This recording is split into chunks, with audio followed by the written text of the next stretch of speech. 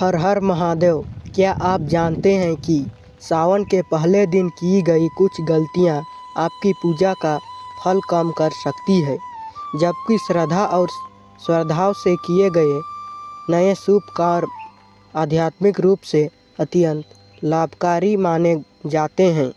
इस कथा में हम उन 5 बातों के बारे में जानेंगे जिन्हें सावन के पहले दिन टालने की सलाह दी जाती है, और अंत में एक विशेष शिव भक्ति संदेश भी है, इसीलिए वीडियो को अंत तक अवश्य देखें। यदि आप शिव पुराण, महादेव की कथाएं और सनातन धर्म से जुड़ी प्रेरणादायक वीडियो नियमित देखना चाहते हैं, तो अगर आप भगवान शिव के सच्चे भक्त हैं तो इस वीडियो को लाइक करें और अभी हमारे चैनल शिव अमृत कथा को सब्सक्राइब करके बेल आइकन जरूर दबाएं।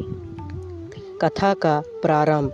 कैलाश पर्वत पर एक दिन माता पार्वती ने भगवान शिव से पूछा, हे नाथ, सावन का पहला दिन इतना पवित्र क्यों माना जाता है? भगवान शिव ने कहा, देवी, सावन का पहला महीना भक्ति, संयम, सेवा और आत्मचिंतन का समय है। जो व्यक्ति इस माह में सच्चे मन से भगवान शिव का स्मरण करता है, उसके मन में शांति और सद्गुणों का विकास होता है। इसी कारण लाखों श्रद्धालु सावन में शिवलिंग पर जल अर्पित करते हैं, मंत्र जप करते हैं और अपने जीवन को बेहतर बनाने का संकल्प लेते हैं। लेकिन ठहरिए, बहुत से लोग सावन के पहले दिन ऐसे छोटी छोटी भूल कर बैठते हैं जिनसे उनका ध्यान भक्ति से हट जाता है। 5वीं बात सबसे महत्वपूर्ण है, इसीलिए अंत तक अवश्य देखें। पहली गलती, क्रोध और कटु वचन। सावन का पहला दिन मन को शांत रखने का संदेश देता है। क्रोध, अशब्द और विवाद से बचने का प्रयास करें। शांत मन से की गई प्रार्थना ही सच्ची भक्ति का आधार मानी जाती है। दूसरी गलती, पूजा में केवल दिखावा। भगवान शिव को बाहरी अंबर से अधिक सच्ची श्रद्धा से प्रिय मानी जाती है। यदि मन में अहंकार हो और पूजा में केवल दिखावे के लिए की जाए तो उसका आध्यात्मिक महत्व कम हो जाता है। यदि अब तक की कथा आपको अच्छी लगी हो तो इस वीडियो को लाइक करें और शिव अमृत कथा को सब्सक्राइब करके बेल करके हमारे परिवार का हिस्सा बने। आपकी एक सदस्यता हमें ऐसे ही नई कथाएं लाने की प्रेरणा देती है। तीसरी गलती, गुरु और बड़ों का अनादर।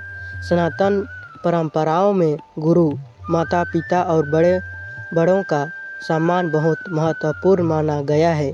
सावन के पहले दिन उनका आशीर्वाद लेकर दिन की शुरुआत करना शुभ माना जाता है। अब आगे जो चौथी और 5वीं बात आने वाली है, वही इस कथा का सबसे महत्वपूर्ण भाग है। चौथी गलती, दया और सेवा को भूल जाना। सावन केवल पूजा का महीना नहीं, बल्कि सेवा और करुणा का भी समय है। अपनी क्षमता के अनुसार किसी ज़रूरतमंद की सहायता करें, पशु पक्षियों के लिए पानी रखें या किसी भूखे को भोजन कराएं। ऐसे कार्यों को धर्म ग्रंथों में पुण्यकारी बताया गया है। 5वीं गलती, भगवान शिव का स्मरण न करना। दिन भर की व्यस्तता में यदि हम ईश्वर का स्मरण ही करना भूल जाएं, तो सावन का वास्तविक संदेश अधूरा रह जाता है।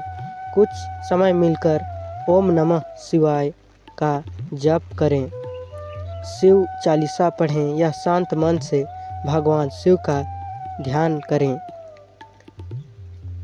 भगवान शिव ने माता पार्वती से कहा, जो व्यक्ति सावन में श्रद्धा, सेवा, सत्य और विनम्रता के साथ जीवन जीने का प्रयास करता है, वही मेरी भक्ति का वास्तविक अर्थ समझता है।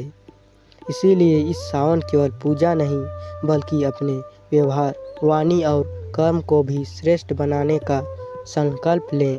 यदि आज की कथा आपको पसंद आई हो तो वीडियो को लाइक करें और अपने परिवार और मित्रों के साथ शेयर करें। और शिव अमृत कथा चैनल को सब्सक्राइब करना ना भूलें।